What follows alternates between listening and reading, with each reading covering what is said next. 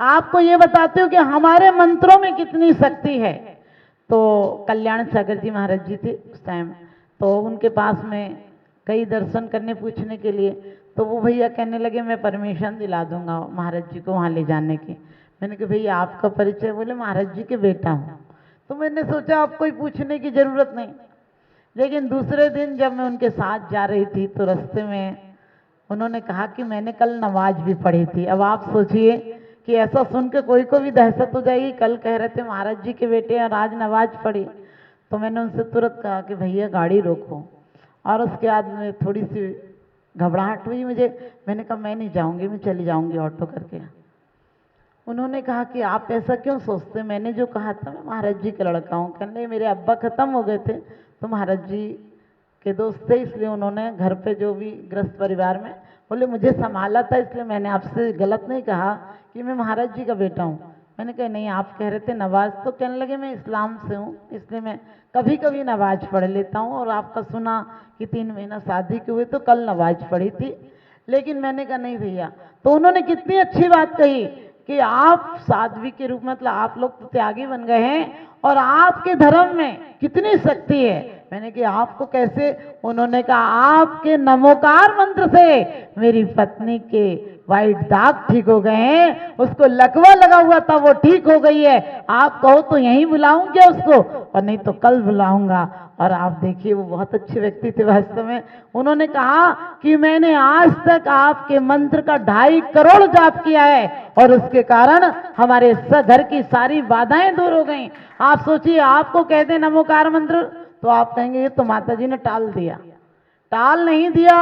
आज मंत्रों के माध्यम से, चाहे रूस का हो साइंटिस्ट हो चाहे कोई, मंत्रों का प्रभाव आप अपने हाथ में जल लीजिए और शुद्ध भावों से, सकारात्मक भावों से उस जल को यदि आप पौधों में डाल देते हैं और एक हत्यारा दुष्ट व्यक्ति उस जल को लेकर हाथ में डालता है अपने हाथ से जल, तो आपके पौधों में फलों में अंतर पड़ेगा, क्योंकि मंत्रों का बहुत प्रभाव पड़ता है। तो आपके मंत्र शुद्धि से आपके जीवन में शुद्धि हो, सुख समृद्धि हो, ऐसा हमारा बहुत बहुत आशीर्वाद। और आपकी पूरी ज्योतिष परिषद को बहुत बहुत आशीर्वाद कि आप लोगों ने और मंजू जी के पूरे ग्रुप को और उनके साथ जो लोग हैं वो देखिए त्याग तपस्या के साथ अपने मार्ग पर आगे बढ़ते हुए धर्म को दिशा दे रही हैं। तो हमें ऐसे ही लोगों की जरूरत है जो स्वयं भी आचारवान हो, विचारवान हो और व्यवहारवान हो। आप सबको बहुत बहुत आशीर्वाद। आप लोग बहुत तरक्की करें और जगह जगह आपके अधिवेशन आदि होते रहें और उसके माध्यम से जैन समाज को एक दिशा मिले, यही सब आशीर्वाद। काले काजल से आंखों का श्रृंगार किया जाता है, कटीली झाड़ियों से खेत को आकार दिया जाता है। भले लोग तो बुराइयों में भी भलाई ढूंढ लेते हैं, क्योंकि सड़ी गली खास से ही वन का उद्धार किया जाता है। गुलशन को, वीरान को गुलशन किया जाता है। तो हमारी जिंदगी भी हमेशा के लिए, लोग एक निराशावादी हैं, धर्म में ऐसे मायूस लोग होकर आज चले आते हैं जैसे कि उठावनी से चले आ रहे हैं। मैं कहती हूँ धर्म एक उत्साह का आयाम होना चाहिए, धर्म एक उत्साह का आयाम होना चाहिए, मुख्य द्वार होना चाहिए। लोग कहते हैं ये जीवन तो बेकार है, इस जीवन से छुटकारा पाना है। हमने कहा यही जीवन है जो प्रभु का द्वार बन सकता है, यही जीवन है जहाँ से मुक्ति का शुरुआत हो सकती है, और यही जीवन है, अभी नहीं तो कभी नहीं। आपने देखा हर काम के लिए लोग कहते हैं कि माता जी ये काम शुरू करना है, कब से कर लें, जो तारीख बताओ वही तारीख स्वीकार कर लेते हैं। लेकिन मोक्ष के लिए बोलते हैं किस जन्म में मिलेगा। मैंने कहा इस जन्म में क्यों स्वीकार नहीं करते? हर गलत काम को तुरंत स्वीकार कर लेते हो और अच्छे काम को कहते किस जन्म में। बोलते मोक्ष तो मिलना ही नहीं है, अभी काहे को करना।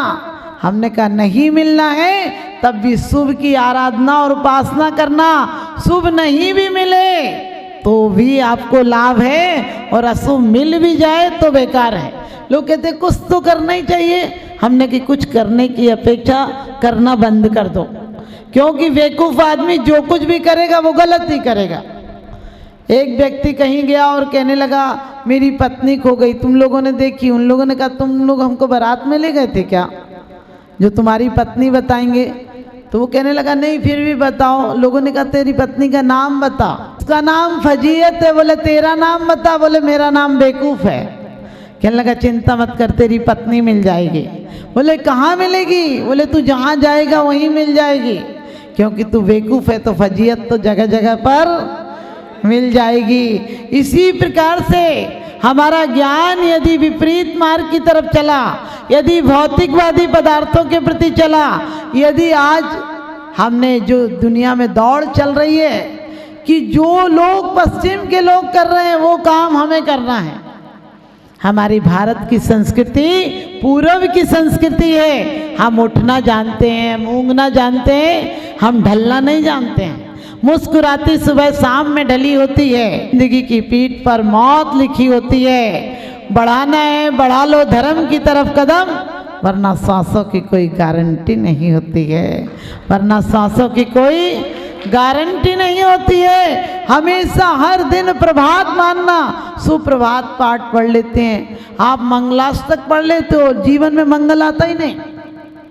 सुप्रभात पढ़ लेते हो, एक दिन भी प्रभात नहीं होता। अच्छा, हमारे यहाँ वो दिनचर्या थी कि तीर्थंकर की माँ भी सुप्रभाती यानी परमेश्वर जी के स्मरण पूर्वक जागती थी। आज की माताएं सोच ले किसके पूर्वक जागती हो। सबसे पहले देखते हैं किस किस के मैसेज डले हुए।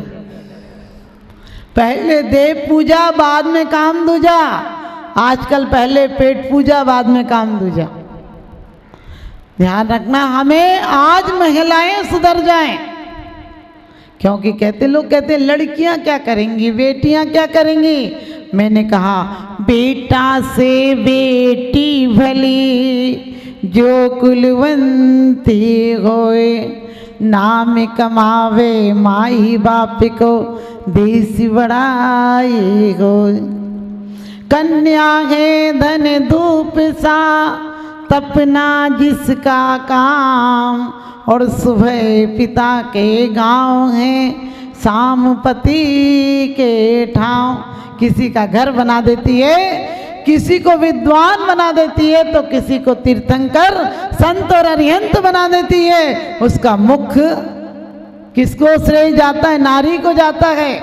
यदि महाराज जी भी यहाँ बैठे तो इनकी माँ के संस्कार रहे होंगे। यदि हमारे जितने भी तीर्थंकर हुए हैं उनकी माँ के संस्कार याद करो, और आज अपने जीवन के प्रश्नों को खोलो कि आपका जीवन कहाँ जा रहा है। आज शिक्षा बहुत बड़ी है, स्कूल कॉलेज कई शिफ्टों में चल रहे हैं। नई सड़कें बने हैं, नए मकान बने हैं, और नए लोग के रहने के संसाधन जुटे हैं। आज साधना की जगह सुविधाओं ने ले ली। आज हर आदमी सोचता है कि कहाँ उड़ जाऊं। आज के आदमी ने इतनी तरक्की की है कि पक्षियों की तरह आसमान में उड़ना सीख गया, मगरमच्छ की तरह पानी में तैरना सीख गया, लेकिन अफसोस है इंसान की तरह से ज़मीन पर रहना नहीं आया। आज हर लोग कहते छोटा परिवार होना चाहिए, हम दो हमारे दो। हमने कि बुढ़े माँ बाप को गोली मार दो, वो दो नहीं होते तो तुम दो कहाँ से आते। अरे सिर्फ ये मत कहो समाधि मरण हो जाएगा, किसी साधु के पास ले जाना। हम लोग रोज बोलते हैं दिन रात मेरे स्वामी में भावनाएं भाऊं, देहांत के समय में तुमको ना भूल जाओ। आचार्य कहते प्रत्येक क्षण तेरा मरण चल रहा है, अभिची मरण प्रत्येक क्षण हो रहा है। हमारी सांसों के निषेध घट रहे हैं, और क्या होगा? एक दिन ड्रेस और एड्रेस बदल जाएगी, इसको मौत कहते हो? नहीं, प्रत्येक क्षण हमारी जिंदगी क्या सुप्रभात हो जाए। प्रत्येक क्षण हमें किसी की खुशियां छीन कर खुशी नहीं चाहिए। ए रब किसी की छीन कर मुझको खुशी न दे, और जो जिंदगी हो बोझ किसी पे ऐसी जिंदगी न दे। आज आप लोगों के घर स्वर्ग बन जाएंगे। क्यों सोचते हो कि हम बड़े लोगों के साथ नहीं रहेंगे? हमारी सोच देखिए कैसी हो गई। पहले घर के दरवाजे पर लिखा होता था सुस्वागतम, हमारे घर पर कोई आता था, हम उसे जय जिनेंद्र करते थे। जय जिनेंद्र का मतलब था कि आप जिनेंद्र हो, आपकी जय हो। सामने वाला भी कहता था तुम भी जिनेंद्र, तुम्हारी भी जय हो। दोनों परमात्मा का स्मरण और उपलब्धि का ज्ञान कराते थे। आज क्या है, हलो, हमने कही हला काय को रहा, बैठने तो दे बेचारे को। और जब कोई आता था तो हम जलपान कराते थे, भोजन कराते थे, और वो भोजन भावों से बनता था तो भजन में परिवर्तित हो जाता था। आजकल कोई आ जाए बोले नाश्ता लाओ नाश्ता, हमने कही नाश हो जाए इसकी आस्था का, अब दोबारा तुम्हारे घर पे क्या आएगा।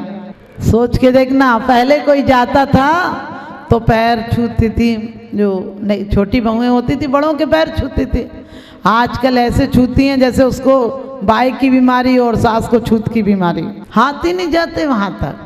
पहले कोई जाता था तो हम हाथ जोड़ के कहते थे पुनः पधारना, पुनः दर्शन देना। आजकल कहते हैं बाय बाय। सांप काटे बिच्छू काटे तो शायद बच जाए, और जिसको काटे बाय बाय सो तड़प तड़प मर जाए। हमने सिर्फ अपने बच्चों को धर्म के नाम पर नमोकार मंत्र 24 तीर्थंकर भगवान के नाम 2-4 स्तुतियाँ पढ़ा दी हैं, जैसे कि बस वो पढ़कर वो भगवान ही बन जाएगा।